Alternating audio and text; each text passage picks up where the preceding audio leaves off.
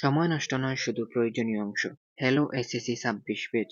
পরীক্ষা যত ঘনিয়ে আসছে, প্রস্তুতিও তত স্মার্ট হওয়া জরুরি। তোমাদের পদার্থবিজ্ঞান পরীক্ষায় ভালো করতে হলে সঠিক সাজেশন সবচেয়ে বেশি গুরুত্বপূর্ণ। তাই এই ভিডিওতে থাকছে সিলেবাস অনুযায়ী সাজানো ও নির্ভরযোগ্য সাজেশন। ভিডিওটি শেষ পর্যন্ত মনোযোগ দিয়ে দেখো।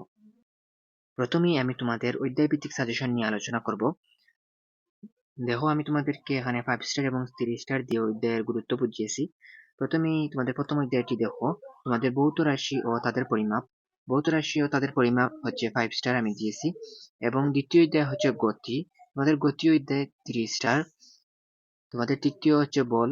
বল এই অধ্যায়টি হচ্ছে 5 স্টার, এবং তোমাদের কাজ ক্ষমতা শক্তি হচ্ছে 5 স্টার। সপ্তম অধ্যায় হচ্ছে তরঙ্গ ও শব্দ, এবং অষ্টম অধ্যায় হচ্ছে আলোর প্রতিফলন। এই দুটি অধ্যায় আমি 3 স্টার দিয়েছি। এবং তোমাদের গুরুত্বপূর্ণ অধ্যায় হচ্ছে স্থির বিদ্যুৎ। স্থির বিদ্যুৎ হচ্ছে 5 স্টার। অর্থাৎ আমি এই 4টি অধ্যায়ে 5 স্টার রেখেছি। এই 4টি অধ্যায়ে তোমরা ভালোভাবে গুরুত্ব দিয়ে পড়বা। এখান থেকে তোমাদের অনেকগুলো এমসিকিউ এবং 4টা সিকিউ একেবারে কনফার্ম থাকবে। এরপরে চলো তোমাদের মানবন্টন নিয়ে আলোচনা করি। তোমাদের পদার্থবিজ্ঞানে সৃজনশীল থাকবে 40 মার্ক। তোমাদের সৃজনশীল থাকবে 40 মার্ক, সংক্ষিপ্ত প্রশ্ন থাকবে 10 মার্ক, নৈর্ব্যক্তিক থাকবে 25 মার্ক, ব্যবহারিক থাকবে 25 মার্ক। এই 100 মার্কের টোটাল তোমাদের পদার্থবিজ্ঞান পরীক্ষা হবে। এখান থেকে আমরা দেখে নিই, তোমাদের 60টি সৃজনশীল থাকবে। তোমরা এখান থেকে 4টি সৃজনশীলের আনসার দিবা, এবং তোমরা এখান থেকে 40 মার্ক পেয়ে যাবা। এরপরে তোমাদের সংক্ষিপ্ত প্রশ্ন থাকবে 60টি। সংক্ষিপ্ত প্রশ্নের মধ্যে তোমরা 5টির আনসার করবা, এখান থেকে তোমরা আরো 10 মার্ক পেয়ে যাবা। এরপরে তোমাদের নৈর্ব্যক্তিক বা বহু নির্বাচনী প্রশ্ন থাকবে 25টি, এখান থেকে তোমরা পেয়ে যাবা 25 মার্ক। এখন চলো আমরা তোমাদের এই অধ্যায়গুলোর বিষয়ভিত্তিক বা টপিক ভিত্তিক আলোচনা করি। প্রথমেই আমরা দেখো, এখান থেকে তোমাদের ভৌত রাশি ও পরিমাপ এই অধ্যায়টি আলোচনা করব। এখানে আমরা তোমাদের জন্য জ্ঞানমূলক, অনুধাবনমূলক এবং ঘ এর জন্য আমরা টপিক এবং প্রশ্ন সিলেক্ট করে রেখেছি। এই প্রশ্নগুলোর বাহিরে এবং এই টপিকগুলোর বাহিরে তোমাদের একটি কোয়েকশনও আসবে না। তাহলে চলো প্রথমে আমরা তোমাদের ভৌত রাশি ও পরিমাপ অধ্যায়ের জ্ঞানমূলক প্রশ্নগুলো দেখে নিই। জ্ঞানমূলক বা তোমাদের ক নম্বর প্রশ্ন। দেখো, এখানে তোমাদের পরিমাপ কাকে বলে, মৌলিক রাশি কাকে বলে, পরিমাপের একক কাকে বলে, মাত্রা কাকে বলে, ভার্নিয়ার ধ্রুবক কাকে বলে, স্ক্রু গজের নিম্নাঙ্ক কাকে বলে, পিচ কাকে বলে। এখানে 7টা কোয়েকশন আছে। এই 7টা কোয়েকশনের বাহিরে এই অধ্যায় থেকে কোনো জ্ঞানমূলক প্রশ্ন আসবে না, তোমরা একেবারে মনে রাখতে পারো। এরপরে তোমাদের অনুধাবন প্রশ্নে যদি যাই, দেখো এখানে অনুধাবন প্রশ্ন আছে, মৌলিক রাশি ও লব্ধি রাশির মধ্যে দুটি পার্থক্য লেখো, পরিমাপের এককের প্রয়োজনীয়তা লেখো। দেখো, এরকম তোমাদের আমি এখানে আরো 7টি প্রশ্ন দিয়েছি। এই 7টি প্রশ্নের বাহিরে তোমাদের অনুধাবন প্রশ্ন একটিও থাকবে না। এরপরে চলো তোমাদের ঘ নম্বর প্রশ্নের জন্য আমি টপিক রেখেছি। ঘ নম্বর প্রশ্নের জন্য দেখো, এখানে স্লাইড ক্লিপার্স দেখো রেখেছি, স্ক্রু গজ রেখেছি। এরপরে এখানে দেখো ঘ এর জন্য আপেক্ষিক ত্রুটি এবং শতকরা ত্রুটি রেখেছি। এই টপিকগুলোর বাহিরে তোমাদের এই ভৌত রাশি ও পরিমাপ অধ্যায় থেকে একটি কোয়েকশন থাকবে না। এই সাজেশন থেকে তোমাদের একেবারে 100% কমন পেয়ে যাবা। এরপরে চলো তোমাদের আমি দ্বিতীয় অধ্যায়ে চলে যাই। তোমাদের দ্বিতীয় অধ্যায় হচ্ছে গতি। তোমাদের গতি থেকে এখানে অনেকগুলো জ্ঞানমূলক প্রশ্ন রেখেছি, অর্থাৎ তোমাদের সৃজনশীলের ক নম্বর পেয়ে যাবা এখান থেকে। দেখো, এখানে সরণ কাকে বলে, ভরবেগ কাকে বলে, মন্দন কাকে বলে, ঘূর্ণন গতি কাকে বলে, স্পন্দন গতির সংজ্ঞা দাও, পর্যাবৃত্ত গতি কাকে বলে, ভেক্টর রাশি কাকে বলে, দ্রুতি কাকে বলে, বেগ কাকে বলে, সুষম বেগ কাকে বলে, ত্বরণ কাকে বলে, সুষম ত্বরণ কাকে বলে। দেখো, এখানে কতগুলো জ্ঞানমূলক প্রশ্ন রেখেছি। এই জ্ঞানমূলক প্রশ্নের বাহিরে তোমাদের গতিবিদ্যা থেকে আর একটি জ্ঞানমূলকও আসবে না। তোমরা এগুলো ভালোভাবে পড়ে নিবা। এরপরে দেখো তোমাদের অনুধাবনমূলক প্রশ্ন। অনুধাবনমূলক প্রশ্ন যদি দেখি, দেখো এখানে এ মহাবিশ্বের সকল স্থিতি হচ্ছে আপেক্ষিক, সকল গতি হচ্ছে আপেক্ষিক। এরকম তোমাদের প্রশ্ন থাকবে। দেখো এখান থেকে কতটা প্রশ্ন আছে, 1টি, 2টি, 3টি, এবং এখানে দেখো আরো অনেকগুলো আছে, 4টি, 5টি, 6টি, 7টি, 8টি, 9টি, 10টি। দেখো এখান থেকে এই 10টি প্রশ্ন আছে। এখান থেকে 10টি প্রশ্ন আছে। এই 10টির বাহিরে তোমাদের আর একটি কোয়েকশন থাকবে না। তোমাদের এই গতিবিদ্যা থেকে যদি প্রশ্ন করে তাহলে তোমরা এখান থেকে এই 10টির মধ্যে তোমরা একটি অনুধাবনমূলক প্রশ্ন পেয়ে যাবা। এখন চলো তোমাদের এই গতিবিদ্যায়ের ঘ এবং ঘ এর জন্য টপিকগুলো দেখে নিই।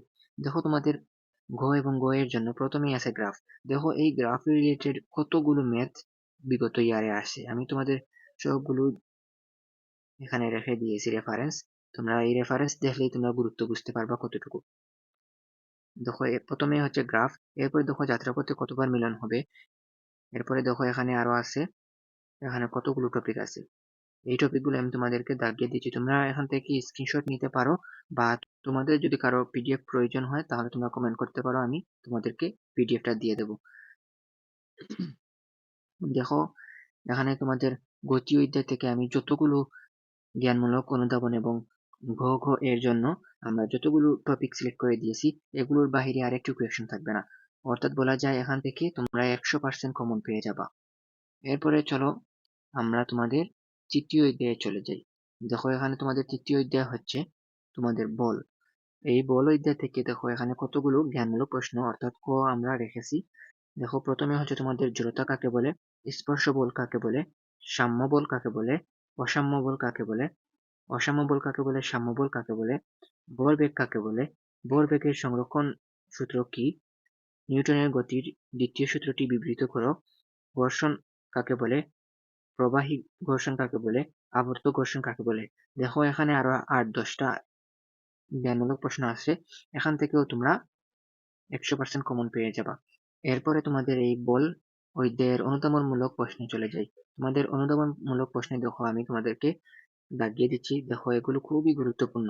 1টি 2টি 3টি 4টি 5টি 6টি 7টি, এরপরে এখানে দেখো আরো আছে 9টি 10টি 11টি 12টি 13টি 14টি 15টি। দেখো এই 15টি প্রশ্নের বাহিরে তোমাদের একটি অনুধাবনমূলক প্রশ্ন আসবে না। এখান থেকে তোমরা 100% কমন পেয়ে যাবা। তোমরা এই জ্ঞানমূলক গুলো ভালোভাবে পড়ে নিবা গাইড থেকে। এরপরে তোমাদের এই বল অধ্যায়ের ঘ এর জন্য দেখি টপিক গুলো। দেখো এখানে ঘ এর জন্য টপিক আছে মিলিত বেগ ও দিক নির্ণয় করো, এবং বাধাদানকারী বল ঘর্ষণ বল প্রযুক্ত বল বল প্রয়োগের ত্বরণ নির্ণয় করো। দেখো এখানে আমি শুধু টপিক লিখে দিয়েছি, এই টপিক অনুযায়ী যত ধরনের ম্যাথ আছে তোমরা সবগুলো গাইড বই থেকে তোমরা পড়ে নিবা। দেখো এখানে রেফারেন্স আছে কুমিল্লা বোর্ড, চট্টগ্রাম বোর্ড।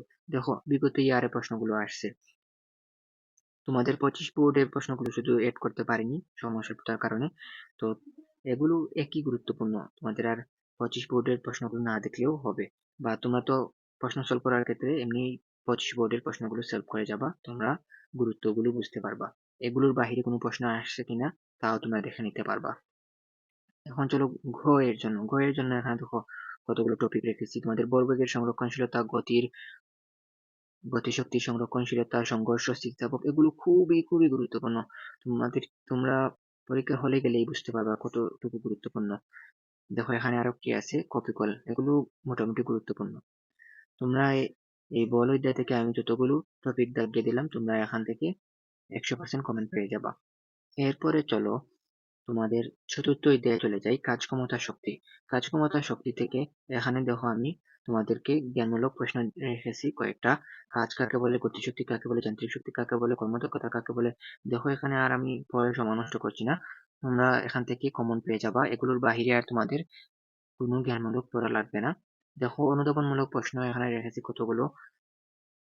দেখো 1টি 2টি 3টি 4টি 5টি 6টি 7টি 8টি 9টি 10টি 11 12 13 14 15, এখানেও দেখো 15টি তোমাদের অনুধাবনমূলক প্রশ্ন রেখেছি।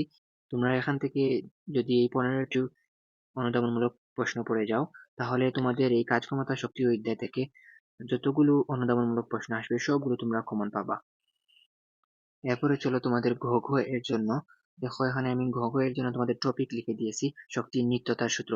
এই দেখো শক্তির নিত্যতার সূত্র থেকে কতগুলো তোমাদের প্রশ্ন আসছে বিগত ইয়ারে, তো তোমরা এগুলো খুবই গুরুত্বের সঙ্গে পড়বা।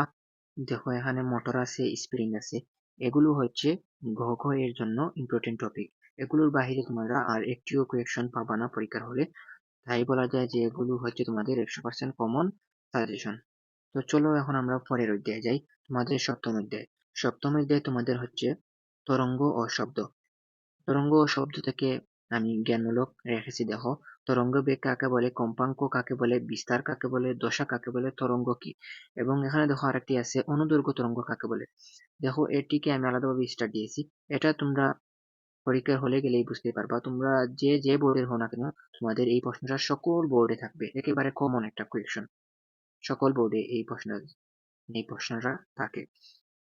তো চলো আমরা এখন দেখি আরো কোয়েকশন আছে।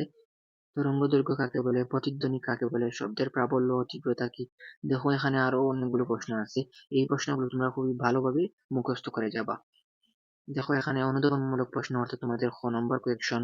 দেখো এখানে কতগুলো রেখেছি, একটি, দুটি, তিনটি, চারটি, পাঁচটি, ছয়টি, সাতটি, আটটি, নয়টি, 10টি, 11টি। দেখো এখান থেকে 11টি অনুধাবনমূলক প্রশ্ন তোমাদেরকে আমি দিয়ে দিলাম। এই অনুধাবনমূলক প্রশ্ন তোমরা ভালোভাবে মুখস্থ করে যাবা, কারণ তোমরা যদি সৃজনশীল লেখার ক্ষেত্রে ক খ ভালোভাবে লিখতে পারো, তাহলে তোমরা গ ঘ তে এমনি মার্ক পেয়ে যাবা। আর যদি তোমরা ক খ তে ভুল করো আর গ ঘ তে তোমরা যদি খুবই ভালো পারফরমেন্স করো, তারপরেও তোমরা দেখবা তোমরা মার্ক কম পাচ্ছ, কারণ স্যারেরা তোমাদেরকে ক খ এর ক্ষেত্রেই প্রথমেই জাজ করে ফেলে স্টুডেন্ট কেমন। তো এটা কিন্তু তোমরা মাথায় রেখে ভালোভাবে পড়বা। ক খ যদি ভালোভাবে পারো তাহলে তোমাদের ভালো মার্ক পাওয়ার চান্সটা বেড়ে যায়। এরপরে দেখো তোমাদের এই তরঙ্গ ও শব্দের এই অধ্যায়ের ঘ ঘ এর জন্য কতটা টপিক রেখেছি। দেখো প্রথমেই আছে তোমাদের প্রতিধ্বনি। দেখো এখানে কতগুলো বোর্ডে বিগত ইয়ারে আসছে, অর্থাৎ এটা খুবই খুবই গুরুত্বপূর্ণ। এরপরে দেখো এখানে আরেকটি টপিক আছে তরঙ্গের অভিঘাত, দূরত্ব, কম্পাঙ্ক, বেগ, এগুলো আছে। এরপরে দেখো এখানে সরল দোলক, এগুলো খুবই ইম্পর্টেন্ট। তোমরা এই টপিকগুলোর বাহিরে কোনো কোয়েকশন তোমরা পাবা না। তোমরা এগুলো ভালোভাবে পড়বা এবং এখান থেকে আমি তোমাদেরকে বলতে পারি তোমরা 100% কমন পেয়ে যাবা। এরপরে চলো তোমাদের পরের অধ্যায় হচ্ছে তোমাদের আলোর প্রতিফলন। তোমাদের আলোর প্রতিফলন অধ্যায়ে জ্ঞানমূলক প্রশ্ন আমি এখানে রেখেছি কতগুলো। দেখো প্রধান ফোকাস কাকে বলে, আলোর প্রতিসরণ কাকে বলে, প্রতিফলনের সূত্র দুটি লিখো, নিয়মিত প্রতিফলন ও সুষম প্রতিফলন কাকে বলে, দর্পণ কাকে বলে, বাস্তব প্রতিবিম্ব কাকে বলে, সদবিম্ব কাকে বলে, বাস্তব প্রতিবিম্ব কাকে বলে, এবং এখানে দেখো আরো আছে, আমি এগুলো তোমাদের পরে সময় নষ্ট করছি না, তোমরা এগুলো ভালোভাবে বই থেকে বের করে পড়ে নিবা। এরপরে দেখো এখানে তোমাদের অনুধাবনমূলক প্রশ্ন আছে। দেখো আমি কতগুলো অনুধাবনমূলক প্রশ্ন তোমাদের জন্য রেখেছি। দেখো একটি, দুটি, তিনটি, চারটি, এবং উপরে আরো আছে 5টি, 6টি, 7টি, 8টি, 9টি। দেখো এখান থেকে তোমাদের 9টি কোয়েকশন অর্থাৎ অনুধাবনমূলক প্রশ্ন আমি তোমাদেরকে দিয়ে দিলাম। এখান থেকে তোমরা ভালোভাবে পড়লে তোমরা ভালো একটা মার্কস পেয়ে যাবা। এরপরে দেখো তোমাদের আলোর প্রতিফলন অধ্যায় থেকে 3টি টপিক রেখেছি। দেখো এখানে একটি, দুটি, 3টি টপিক আমি তোমাদের জন্য রেখেছি। এই টপিকগুলোর বাহিরে তোমাদের আর কোনো কিছু পড়ার প্রয়োজন নাই, তোমরা এই টপিকগুলোর মধ্যেই তোমরা 100% কমন পেয়ে যাবা। এরপরে তোমাদের মোস্টলি ইম্পর্টেন্ট হচ্ছে স্থির বিদ্যুৎ। দেখো এখান থেকে তোমাদের জ্ঞানমূলক অর্থাৎ ক নম্বর আমি তোমাদের জন্য রেখেছি। দেখো এখানে তড়িৎ আবেশ কি, তড়িৎ বীক্ষণ যন্ত্র কি, কুলম্ব সূত্র, বা এগুলো দেখো এখন আরো রেখেছি আমি কতগুলো। দেখো এখানে আমি 8টি কোয়েকশন তোমাদের জন্য রেখেছি। এই 8টির বাইরে তোমাদের আর আসবে না, তোমরা এই 8টি ভালোভাবে পড়ে গেলে তোমরা এখান থেকে 100% কমন পেয়ে যাবা। এরপরে দেখো তোমাদের স্থির বিদ্যুৎ অধ্যায়ের আমি অনুধাবনমূলক প্রশ্নগুলো যদি একটু দেখি। দেখো এখানে অনুধাবনমূলক প্রশ্ন 1টি, 2টি, 3টি, 4টি, 5টি, 6টি, 7টি, 8টি, 9টি, 10টি। দেখো এখানে আমি আরো 10টি কোয়েকশন তোমাদেরকে দিয়ে দিলাম। এই 10টি ভালোভাবে পড়ে গেলে তোমরা 100% তোমরা কমন পেয়ে যাবা। এরপরে তোমাদের ঘ ঘ এর জন্য দেখো এখানে আমি 4টি টপিক রেখেছি। দেখো তড়িৎ বল নির্ণয় করো, নিরপেক্ষ বিন্দু নির্ণয় করো, তড়িৎ প্রাবল্য নির্ণয় করো, তড়িৎ আবেশ নির্ণয় করো। দেখো এগুলো খুবই গুরুত্বপূর্ণ। তো আজকের এই সাজেশনটি তোমরা যদি ভালোভাবে পড়ো তাহলে তোমরা 100% কমন পাবা এবং তোমরা ভালো একটা রেজাল্ট অর্জন করতে পারবা। তোমাদের যদি আজকের এই সাজেশনটির পিডিএফ প্রয়োজন হয় তাহলে তোমরা অবশ্যই কমেন্ট করবা, আমি তোমাদেরকে দিয়ে দেব। আর যারা স্ক্রিনশট করেছো তাদের তো আর লাগবে না। তাহলে আজকের ভিডিওটি এখানে সমাপ্ত করি। তোমাদের নতুন কোন বিষয়ে সাজেশন লাগবে তোমরা অবশ্যই কমেন্ট করে জানাবা। তাহলে সবাই ভালো থাকো, সুস্থ থাকো। আল্লাহ হাফেজ সবাইকে।